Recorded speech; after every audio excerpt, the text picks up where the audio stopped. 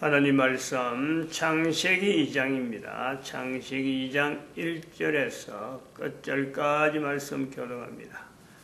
1절 말씀 제가 먼저 받들어 봉독드립니다. 천지와 만물이 다 이루니라. 하나님의 지으시던 일이 일곱째 날에 이를 때 마치니 또 지으시던 일이 다 하고 일곱째 날에 안식하시니라. 너희가 하나님의 성정과 하나님의 성령이 너희 안에 거하시는 것을 알지 못하느냐. 모든 만물, 모든 정사와 근세와 능력과 주관하는 자와 이 세상과 오는 세상 일컫는 모든 이름이 뛰어나게 하시고 또 만물을 그 발 아래 복종하게 하시고 그를 만물 위에 교회의 머리로 주셨느니라. 교회는 그의 몸이니 만물 안에서 만물을 충만케 하시는 자의 충만이니라. 천지와 만물이 다 이루니라. 창세기 2장 1절에서 있는 천지, 창세기 2장 1절에서 있는 만물, 창세기 2장 1절에서 있는 다 이루니라. 이 세 내용은 세 가지를 우리가 구분하면은 어쩌면은 말이죠. 창세기 2장 1절에서만 해석될 수 있는 그런 어떤 요소가 있다. 다른 거하고 연결하는 요소도 있지만은 그 내용이 천지라는 내용이나 만물이라는 내용이나 다 이루어나는 것이 다른 데하고 연결되어서 해석될 수 있는 요소가 분명히 있는데 또 그것이 근거가 됐기 때문에 그런 요소가 있기 때문에 한편으로는 창세기 2장 1절에서만 다른 거하고 연결하지 않고 해석해야 될 위치가 있다.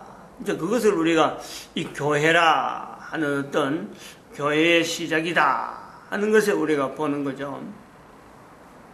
여기서 우리가 이 또 교회라 하는 시각을 가지고 교회의 어떤 존재, 교회의 어떤 해야 될 일이 있기 때문에 우리가 창세기 2장 1절에서만 천지의 내용, 만물의 내용, 그리고 다 이루니라 라는 것에서 어떤 그 해석에 또 알아놔야 될 내용, 우리가 그것을 본다면은 천지는 뭐며 만물과 비교해서 그런 거예요. 만물은 뭐냐? 만물이라는 뜻이 어떤 뜻이냐? 천지는 어떤 뜻이냐? 또 다 이루니라는 어떤 것으로 나타내야 되느냐? 하는 어떤 정의적인 내용, 정의적인. 천지에 대한 정의, 만물에 대한 정의, 다 이루니라는 것의 정의, 다른 거라고 연결되었던 내용을 다 집중을 해가지고 다 그것을 모아서 이제는 정의를 해야 돼. 만물이라는 정의, 천지라는 것의 정의. 그래서 이 천지라고 하는 것의 정의는 창세기 2장 1절에서는 우리가 그래 볼 수 있어요. 하나님이 만드신 모든 내용이 천지 안에 다 들어있는 거예요. 하나도 거기에는 제외되는 것이 없죠. 거기에는 하나님의 뜻도 들어가 있고, 물체 하나하나에 또, 앞으로 계획도 들어있고, 여러 가지 내용이 다 포함되어 있는 어떤 물체에 천지라고 하는 내용, 그게 우리가 일컬어진단 말이에요. 창세기 1장의 어떤 준하는 그 스케일하며 그 근거하며, 그것이 다 들어가는 거죠. 그럼 여기에는 또 인간 존재 이전에 존재되어지는 사탄의 어떤 영역까지 여기는 또 다 관여가 되는 거예요. 천지 안에는. 그 만물이라 그러면은 바벨론의 포로에 대한 내용, 그리고 요한복음이나 에베소라고 하는 그 만물이라 하는 일컫는 그 내용의 종합적인 내용을 우리가 집약해서 만물은 어떤 표현이냐, 만물이란 말에 창세기 2장 1절에서 우리가 정의해 볼 수 있는 이 정의는 어떤 것이냐라고 할 때는 인간이 중심이 되는, 인간의 삶에 있어서 인간 존재에 나타나는 어떤 모든 현상이 현상, 어떤 참 물체, 동물이 동물, 광물이 광물, 미생물이 미생물. 그 인간 개인이 인간 개인도 그렇고, 인간 전체에 있어서 살아가는 삶에 개인 포함해서, 개인도 인식할 수 있는 내용, 개인마다 차별이 있는 그 어떤 여러 가지의 모든 개인의 인간 존재에 나타나는, 어떤 대상물이죠. 인간과 구별되어지는 대상물이죠. 이 만물 앞에서는 또 사탄이라고 하는 위치도 분명히 존재는 연결은 돼도 어떤 인간은 이것은 안 되고 어떤 인간은 되고 연결되는 거. 그 모든 사람들은 이것이 논리적으로 아니면 전부 다 이걸 표현할 수 있는 자기 어떤 개인이 되는가 하면은 어떤 사람에게는 모든 사람이 다 한다 하더라도 전혀 자기에게는 관계되지 않는 어떤 요소들이 다 포함되어 있는 그런 것을 하면 인간 중심으로 사는, 인간 살아가는데 주어지는 어떤 환경, 개체 간의 어떤 구별되어지는 내용들, 그것을 우리가, 종사하는 분야도 마찬가지예요. 종사하는 직업이라든지 모든 것도 다, 그것을 우리가 만물에 대한 첫 번째 우리가 표현을 그렇게 할 수 있습니다. 그러면 만물에 대해서는 하나도 우리가 보여야 되는 것은 인간이 존재하면서 전체 인간을 이야기하는 거예요. 전체 인간을 두고, 왜냐하면 각 사람이 다 있는 것을 다 취합하는 거예요. 다 취합해서 모든 인간들이 개인적으로 불러주는 이름을 가진 인간들이 가지고 이것이 인간들하고 관계에 있다 싶어서 각 어떤 환경에서 환경마다 다르고 역사가 다르고 전부 다른데 그것을 불러주는 이름. 창세기 2장에 있는 아담이 이름을 부리니까 그 이름대로 되는 그 이름이 그대로 지금 일컬어진다라고 하는데 그렇게 사람이 불러주는 이름, 즉 사람과 분명히 관계성 있는 사람과 어떤 관계성 있는 개인이 가지고 있는 모든 이름, 그 전체를 전 인류를 다 모아서 이름으로 일컬어지는 이 세상과 오는 세상에 일컫는 그 이름, 사람도 관계되지만 사람도 있지만 그 모든 사람들이 이 세상과 오는 세상에 일컫는 이름을 가진 많은 사람들이 관계되어지는 수많은 인간 외에 여러 가지 물체들의 이름을 가진 물체들, 인간이 이름을 불러주는 그 물체들, 그걸 우리가 만물이라고 규정을 할 수 있고 정의를 내릴 수 있다. 적어도 지금까지 만물에 대해서 우리가 정의하는 내용을 봐가지고는 만물이라는 내용 자체에 이 정도의 수준을 가지고 만물이라. 그래서 여기서 창세기 2장에서 만물이라고 하는 이런 정의는 결국에는 바벨론의 신화까지 바벨론에서 나타나는 환경하고 나중에 또 에베소에 나타나는 환경 그 전체를 비춰지는 만물이라는 단어가 이게 동일한 특성, 동일한 어떤 내용이 전달되어질 수 있는 그걸 우리가 예측한다나 미리 우리가 나타내는 그런 표현이라고 보는 거죠.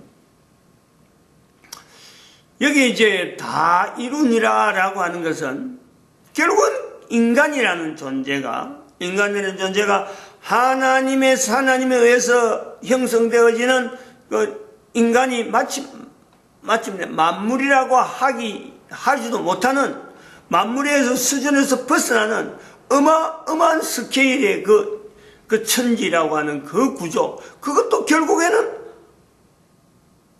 하나님께서 인간들을 위해서 만나서 지금 현재 인간을 통해서 소통되어지는 것에만 제한되는 만물의 수준을 벗어난 엄청난 규모에 있는 그것조차도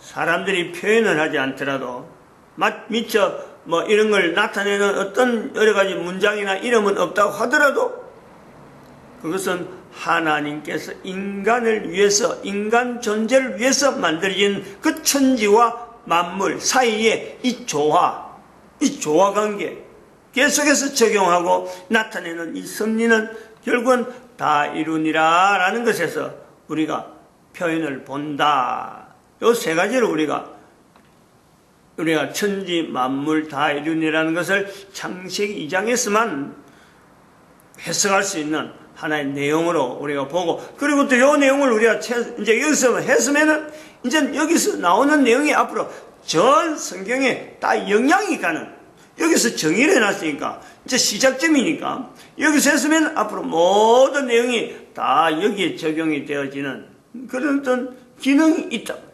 그래서 그것을 우리가 교회의 시작이라 하는 그 근거에서 이런 근위를, 교회라고 하는 근위, 이것이 얼마나 근위가 있느냐, 얼마나 이것이 힘이 있느냐, 이렇게 정의를 해서 전 성경에다가 다 보고식해서 그런 시각으로 볼 수 있는 어떤 일정한 시각을 만드는 이런 어떤 활동은 교회가 반드시 해야 되는 어떤 사역이 주어지는, 그래서 그건 결국은 뭐냐, 천지와 만물이 다 이루니라 해서 교회의 어떤 기능을 볼 때 이건 아주 필연적으로 이런 내용이 나타내야 될, 아담에게 이름을 짓는 것과 같이 교회는 천지와 만물이 다 이루니라는 것에서 이것을 두고 이 세상과 오는 세상에 일컫는 여러 가지 상황, 그 내용을 다 적용해야 되는데, 이 교회를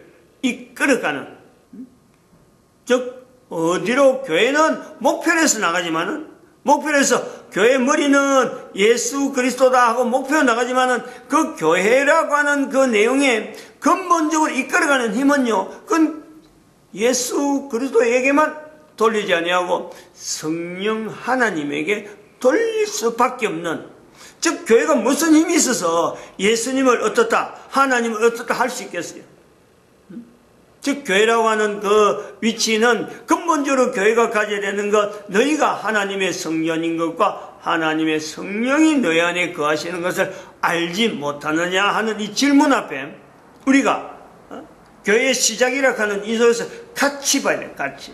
이 고린도전서라고 하는 고린도 3장 16절에 있는 표현, 그것은 바울이 이방인의, 특별히 그 헬라 지역에 있어서 어떤 그 지중해하고 연결되어 있는 가장 타락한 도시, 가장 타락한 도시 형태에 거주하고 있는 그 고린도 지역에 있는 내용을 가지고 너희가 하나님의 성령인 성전인 것과 하나님의 성령이 너희 안에 거하시는 것을 알지 못하느냐 하고 하나님의 이름을 거기에 관통시켜주는, 고린도라고 하는 지역에다 관통시켜주는 거예요.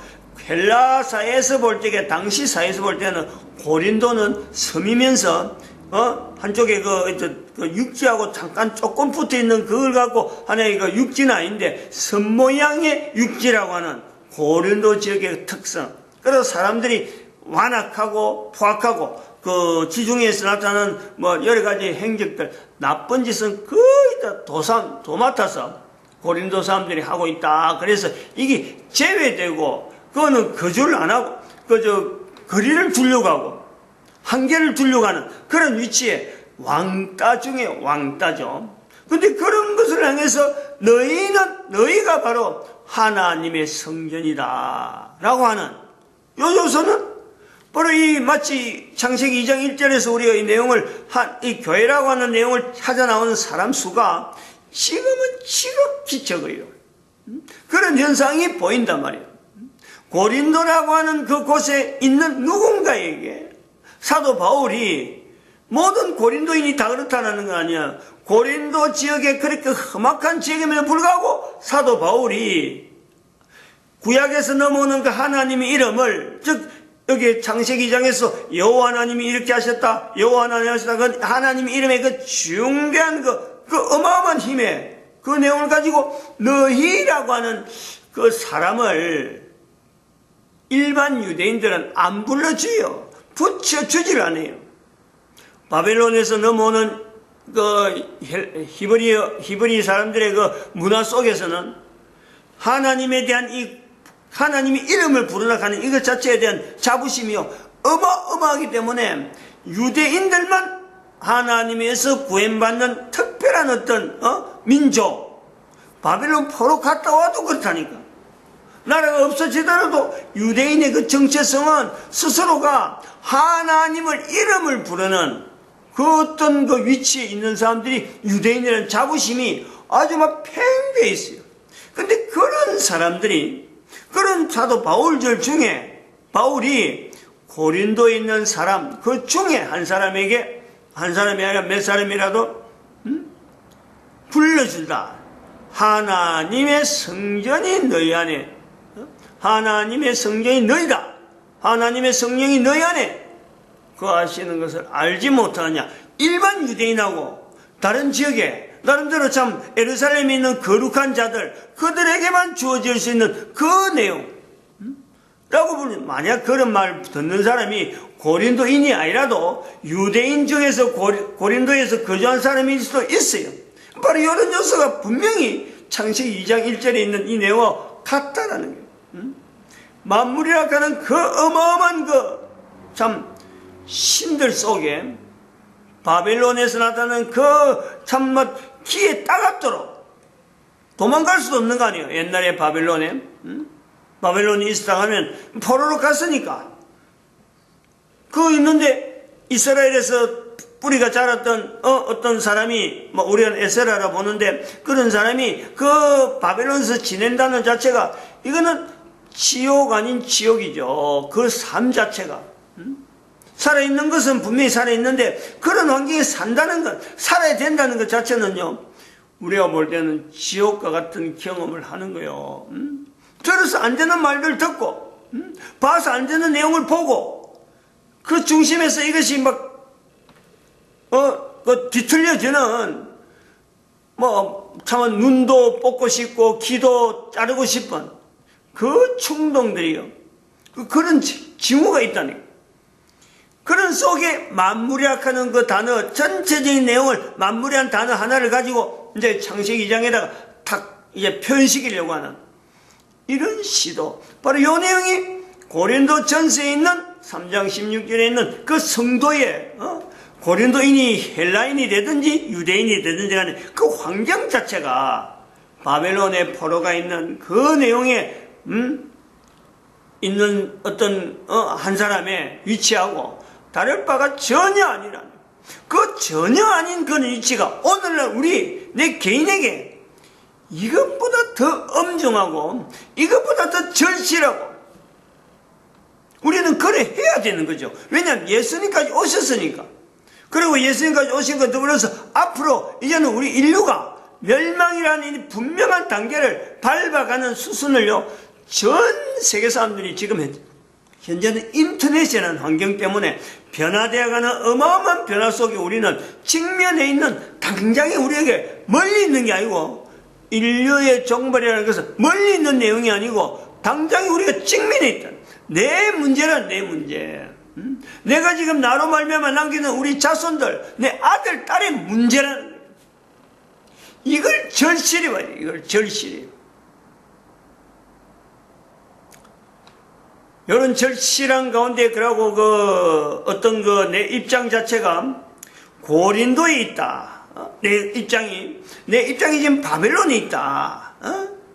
내가 보고 있는 모든 내용이 어쩌보면 공부를 통해서, 학업을 통해서, 수많은 그 과정의 여러 가지 학문들의 그 흐름을 통해서 내가 창조되어진 하나님, 창조되어지는 인간이라는 그 어떤 본질적인 모습에서 하나님은 여전히 창조하시는데, 내 한 사람에게 여전히 창조해서 내가 이렇게 존재되어지는데, 나는 엄청난 어떤 그 변화, 수많은 과정을 거쳐 내가 멀리 떨어지는, 창조되어지는 어떤 한 인간으로서의 어떤 본질적인 능력이나 거기서 나타낼 수 있는 일, 그것을 지향해야 될 여러 가지 사역들, 그것에서 내 주어진 시간, 죽기까지 내가 나타내야 될 그 요소가 있는데, 바벨론에 있는 환경, 고린도에 있는 환경, 그리고 학업이라 하는 이 내용 자체에서 있어서 내가 뒤틀리고 멀리 가고 소외되고 하는 그 개인의 위치를요, 이걸 아주 절실한 가운데 우리가 봐야 된단 말이에요. 아주 이건 그렇게 이런 내용의 교회는 철저하게 교회라고 하는 이 동력 자체를 단지 포스터에서 예수님 하는 그거는 포스터예요. 포스터. 앞으로 예수님 오시면 하는 거예요. 그럼 예수님 오실 때까지 이 과정에 있어서 도대체 이거는 교회의 동력은 어디서 나오느냐. 마태복음 12장 31절 32절 거기서 우리가 찾아내야 되고, 그리고 창세기 2장 1절에 있는 2장 안에 있는 선악을 알게 한 나무의 실과라고 하는 이 위치에서 바로 우리 인간이 부딪히는 수많은 문제의 동력 자체에 대한 실체를 성령 하나님이다 다 이루니까, 부족하지만은 우리 인간은 부족하지만은 이것은 결국은 하나님의 뜻 가운데서 하나님의 영광을 위한 빌립보서 2장 9절에 있는 11절에 하나님의 영광을 나타내느니라. 11절 13절에 가면은 바로 이것을 하나님의 뜻이다, 하나님의 뜻하고 연결하는 빌립보서 2장에 있는 내용이 그런 내용이 있단 말이에요. 2장 9절에서 11절에 사이에 있는 말씀, 그 다음 12절 지나서 13절에 하나님의 뜻이 나타나는 거예요. 하나님의 영광을 나타낸다 하고 11절에 말씀하고 그 다음 13절에 하나님의 뜻이 연결돼요. 이 내용이 성경이 이런 식으로 해서 전체로 가면은 지금 창세기 2장 1절에서 이 내용을 갖고 성경 전체를 하면요, 어느 곳이든지 한 일정한 즉 직선적이면서 이게 하나의 관형도 되었고 모든 내용들이 거기에 다 연결되도록 되어 있으면서 방향 자체가 바르게 나타나는 것, 그걸 가지고 오늘 내 개인의 삶을 내가 얼마나 뒤틀려 있느냐, 내가 얼마나 멀리가 있느냐. 마찬가지 교회는 얼마나 멀리가 있느냐. 원래적인 교회의 머리되는 그 위치에서 볼 때는 이 교회가 얼마나 멀리가 있는 몸통, 얼마나 멀리가 있는 꼬리 부분, 손발이 따로 놀고 온 몸이 말이야 완전 비정상인 상태로 지금 교회가 오고 있지 않는가. 이것을 객관화시키는 데는 사람이 안 되는 거예요. 누가 개인이 신학자가 아니란 말이에요. 성령 하나님께서 인도하시는 개인에게 여전히 하나님의 성전인 것을, 하나님의 성령께서 역사하시는 그 내용을 적용하지 않으면요, 이거는 가당치가 않죠. 이 창세기 2장에서 시작해서 성경 전체로 흐르면서 오늘날까지 적용되어지는 그것이 다 이루니라 하는 요소에서는 성령 하나님에 대한 어떤 사역, 성령 하나님의 어떤 인정, 그것을 배제해버리면요 불가하는 거죠. 불가. 어불성설이라는 거, 그라고 볼 수 있는 겁니다. 마칩니다. 기도드립니다. 할렐루야.